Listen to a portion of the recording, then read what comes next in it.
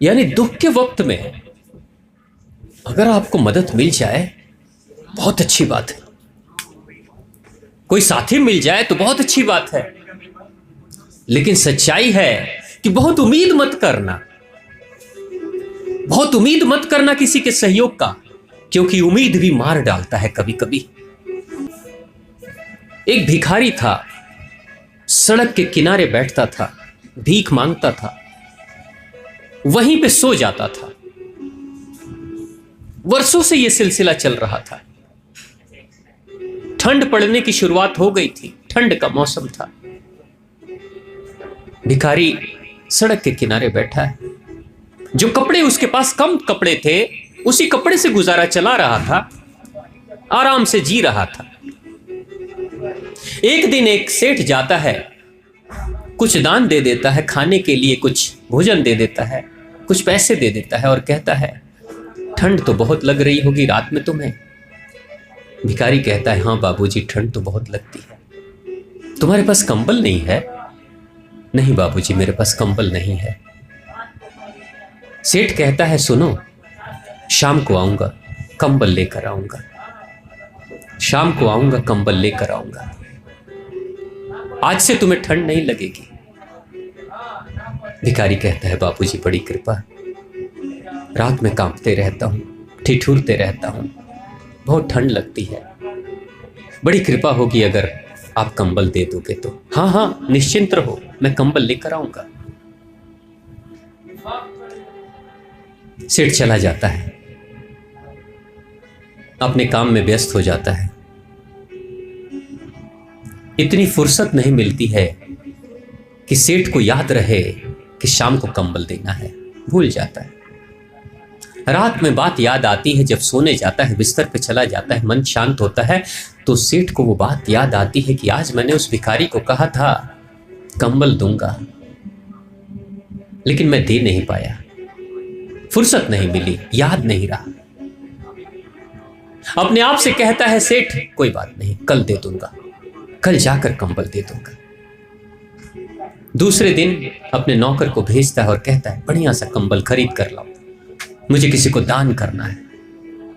नौकर जाता है पैसा लेकर और कंबल खरीद कर लाता है, बढ़िया सा कंबल खरीद कर लाता है। सेठ अपनी गाड़ी में बैठता है और कंबल देने चला जाता है दिन के उजाले में।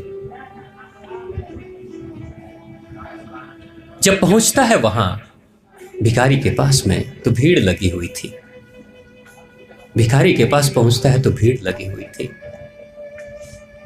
उतरता है गाड़ी से, उसे लगता है कि लोग दान देने के लिए खड़े हैं। जाता है और देखता है, लोगों से पूछता है भीड़ क्यों लगी है? तो लोग कहते हैं कल रात में भिखारी मर गया, कल रात में भिखारी मर गया। कहता है मर गया? क्यों, क्या हो गया?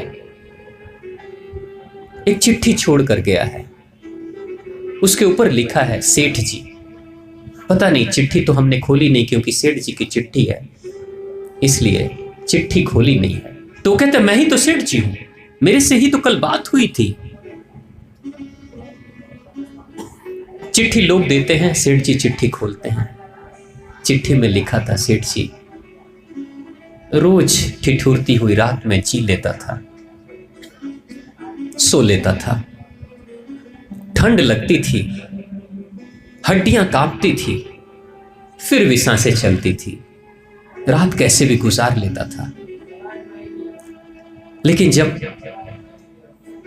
आप आज आए ना, और जब आपने कहा कि मुझे ठंड लगती होगी और आपने वादा दिलाया कि मैं कंबल लेकर आऊंगा, पता नहीं क्यों ऐसी उम्मीद जगी मेरे मन में कि बस इंतजार कर रहा था कंबल आने वाला है। अपने आप को, अपने शरीर को बार बार कहता था मत कांपो, मत ज्यादा पीड़ा से भर जाओ, मत दुखी हो, बस कंबल आने ही वाला है, आने ही वाला है। शाम से ही इंतजार कर रहा था, शाम से ही अपने शरीर को समझा रहा था, मना रहा था, लेकिन बेचारा आधी रात में शरीर ने, अब लग रहा है कि मैं हार जाऊंगा, मेरा शरीर हार जाएगा।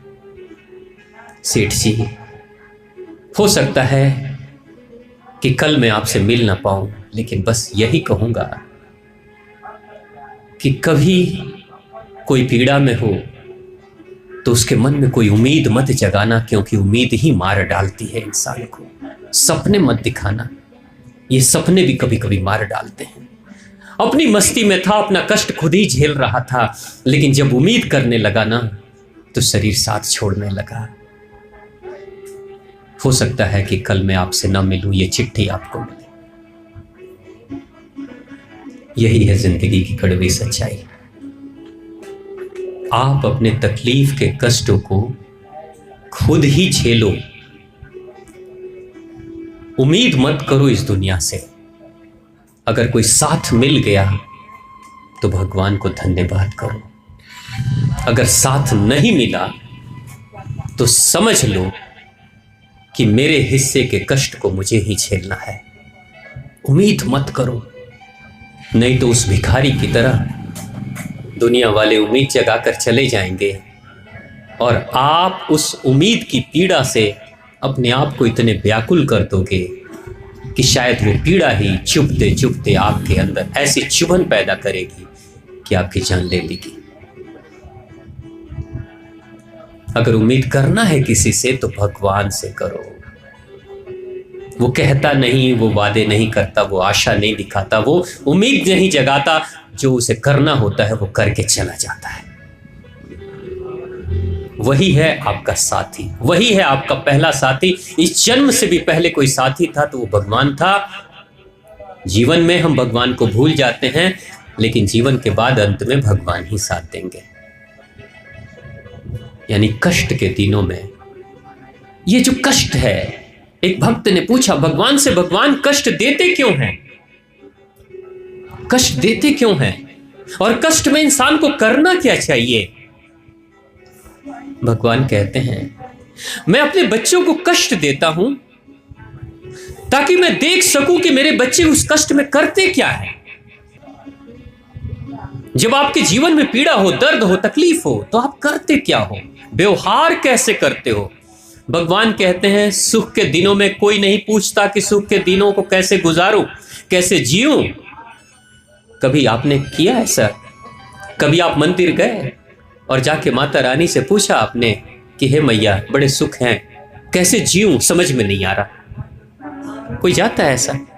कोई नहीं जाता, कोई नहीं पूछता।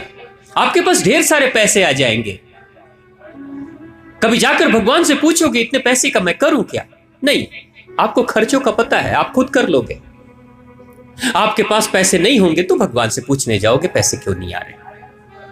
यानी जब नहीं होता है, जब कष्ट होता है तो भगवान के शरण में जाते हो। जब सब कुछ मिल जाता है तो भगवान को भूल जाते हो। तब तो इंसान कहता है मैं ही हूं, मैंने ही किया, अपनी क्षमता से किया, मैं ही सब कुछ हूं। फिर भगवान कहां याद आते हैं? भगवान यही तो कहते हैं सुख में तो सभी जी लेते हैं, सुख में जीने की कला सीखने की कोई जरूरत नहीं है। सुख में तो सभी जी लेते हैं, जीने की कला सीखने की जरूरत कहीं पड़ती है तो वो तो कष्ट में, वो तो दर्द में है, वो तकलीफ में, अभाव में है, कमी है। कैसे जीऊं,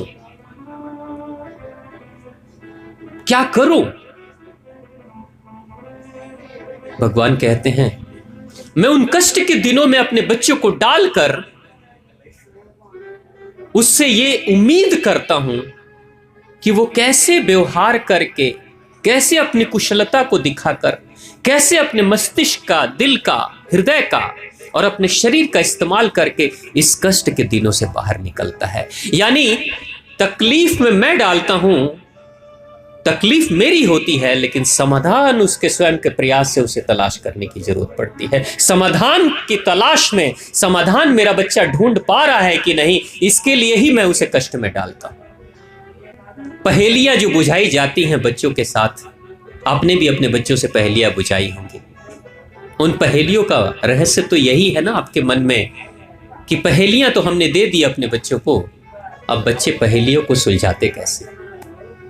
और जब बच्चा पहेलियों को सुलझा देता है तो सबसे ज्यादा खुशी आप ही को होती है। पहेलियां देते वक्त खुशी बहुत नहीं हो रही है, लेकिन जब पहेलियों को सुलझा देता है बच्चा तो आपको सबसे ज्यादा खुशी होती है। भगवान जब दर्द देते हैं तो भगवान भी खुश नहीं होते, उनको भी लगता है मेरे बच्चे को पीड़ा होगी, दर्द होगा।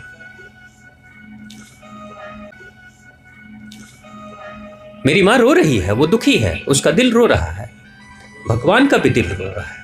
ऐसा नहीं है कि भगवान बहुत खुश हैं, लेकिन वो उम्मीद कर रहे हैं कि ठीक है, मैंने तुम्हें दर्द में दिया है, तुम्हें दर्द में रखा है, तुमसे तुम्हारा खिलौना छीन लिया, तुम व्यवहार कैसे कर रहे हो? एक दिन तो सब कुछ छिन जाएगा, लेकिन छोटे से खिलौने को छीनने के बाद तुम व्यवहार कैसे कर रहे हो? क्या तुम्हारे हृदय से मेरे प्रति जो आस्था है, वो भरोसा है, वो खत्म हो गया?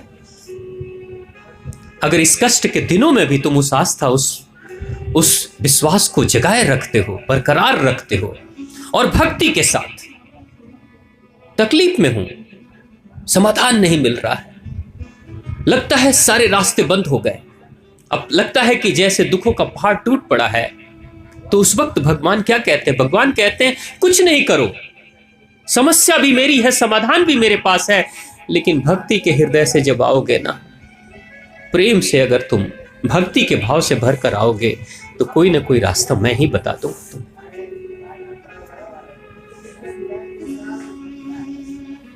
यानी मर्ज भी मेरे पास है और दवाई भी मेरे ही पास है।